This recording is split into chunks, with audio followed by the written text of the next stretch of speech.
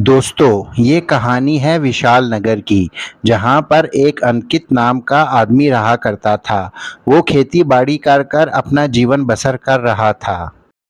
अंकित की एक पत्नी होती है। वो बहुत अच्छे स्वभाव की होती है। उसका नाम मालती होता है। मालती इस गरीबी में भी अंकित के साथ गुजर बसर कर रही होती है। एक दिन अंकित के काम पे जाने से पहले उसकी पत्नी उसे कहती है। अरे सुनो अंकित, मैंने गांव वालों से सुना है कि बारिशें होने वाली हैं और हमारे घर का छत तो बहुत ज़्यादा टूटा फूटा है। हमें इस साल इसकी मुरम्मत लाजमी करवानी पड़ेगी। वो तो बात ठीक है, लेकिन मेरे पास तो बिल्कुल भी पैसे नहीं हैं। अभी तो मैंने पिछला उधार भी नहीं चुकाया। तुम अपने मालिक से बात करो ना, क्या पता उसको हम पर दया आ जाए और वो तुम्हें कुछ रुपए उधार दे दे।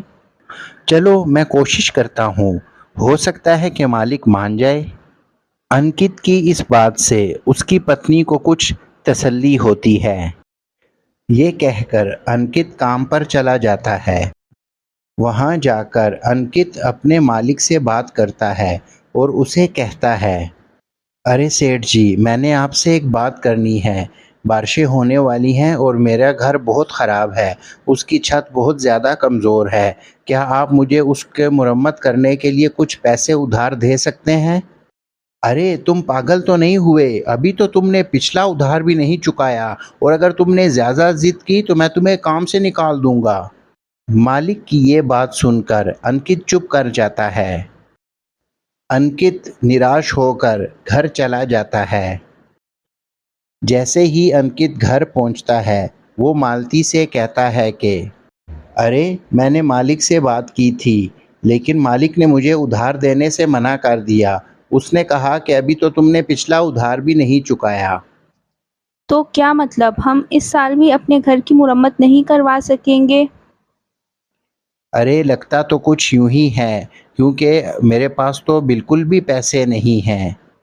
चलो तुम चिंता मत करो, अभी तो गांव वालों ने बोला है कि बारिशें होंगी, क्या पता होती भी हैं कि नहीं होती।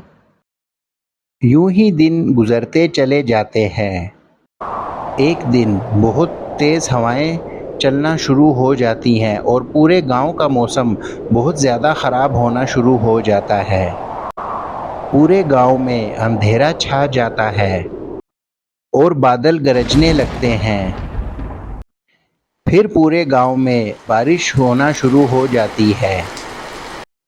अंकित की पत्नी बहुत ज़्यादा चिंतित होती है और अंकित से कहती है। अरे अंकित, देखो ना, इतनी तेज़ बारिश हो रही है, मुझे लग रहा है कि आज हमारी छत गिर जाएगी। मुझे तो नींद भी नहीं आएगी आज। अरे तुम चिंता मत करो, अभी तक अगर हमारी छत नहीं गिरी तो आगे भी नहीं गिरेगी। तुम शांत हो जाओ और आराम से सो जाओ। बारिश और तेज होना शुरू हो जाती है। रात के समय अंकित का पूरा घर तालाब की शक्ल इख्तियार कर लेता है, क्योंकि उसकी छत सारी टपक रही होती है। अरे मालती, जल्दी से उठो, देखो तो सही, हमारे घर में पानी ही पानी आ गया है। अरे ये क्या हो गया है, इतना पानी घर के अंदर तो मैंने पहले कभी नहीं देखा। मुझे लग रहा है कि हमारी छत भी गिर जाएगी। चलो हम घर से बाहर चलते हैं। अरे हाँ, तुम थोड़ा सा कीमती सामान उठा लो, ताकि हम उसको लेकर घर से बाहर चले जाते हैं। वो दोनों अपना कीमती सामान लेकर घर छोड़ देते हैं, लेकिन बाहर भी बहुत तेज़ बारिश हो रही होती है। अंकित और उसकी पत्नी पड़ोसी का दरवाज़ा खटखटाते हैं। पड़ोसी बाहर आता है और कहता है, क्या बात है, इतनी रात गए? अरे भैया, आज हमारे घर की छत बहुत ज़्यादा टपक रही है और हमारे घर में पानी आ गया है। क्या आज रात हम आपके घर में रह सकते हैं? अरे नहीं नहीं, मेरे घर में तो इतनी जगह नहीं है कि तुम भी आके रहो। जाओ, कहीं और चले जाओ। अंकित और उसकी पत्नी बहुत ज़्यादा निराश होते हैं। पूरे गांव से मदद मांगने के बाद अंकित और उसकी पत्नी एक पेड़ के नीचे बैठ जाते हैं, क्योंकि पूरे गांव में कोई भी उनकी मदद नहीं कर रहा होता।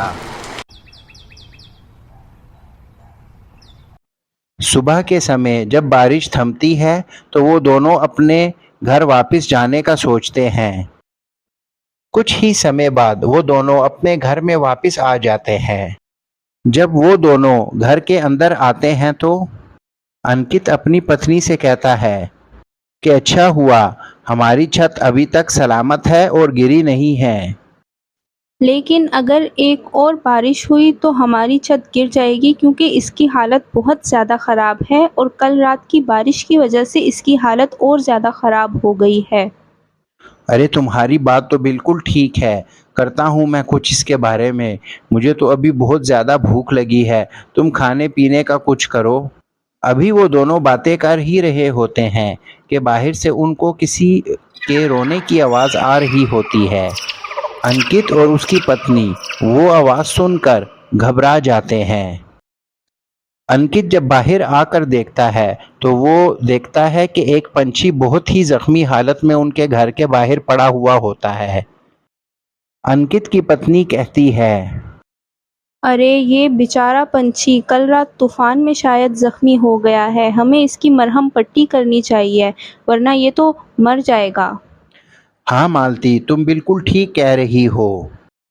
अंकित की पत्नी उस पंछी की मरहम पट्टी करने लग जाती है।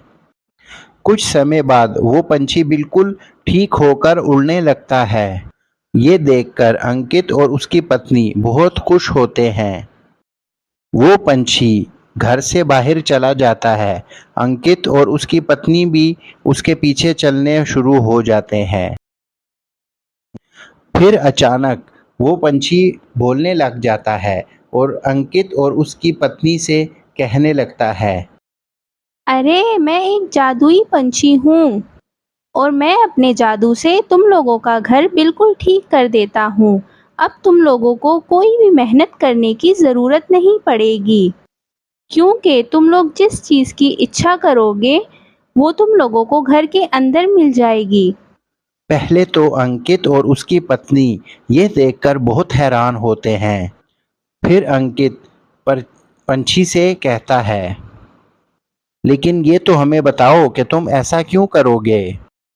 क्योंकि तुम लोगों ने परेशान होते हुए मेरी मदद की।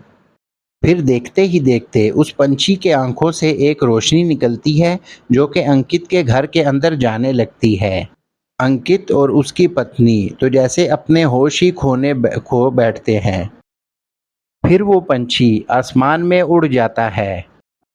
फिर जब अंकित और उसकी पत्नी घर के अंदर जाने लगते हैं तो उनको बिल्कुल विश्वास नहीं होता। उनका घर तो बहुत ज़्यादा सुंदर हो जाता है, मानो जैसे बिल्कुल महल की तरह, और उसमें ज़रूरत की हर चीज़ होती है, जैसा कि पंछी ने बोला था। दोस्तों, आज की स्टोरी आपको हमारी कैसे लगी? उम्मीद है कि आपको पसंद आई होगी। हमारे चैनल को लाइक कीजिए और सब्सक्राइब कीजिए और हमारे वीडियो को अपने दोस्तों के साथ शेयर कीजिए ताकि हम भी ऐसे मज़े-मज़े की स्टोरी आपके लिए लाते रहें।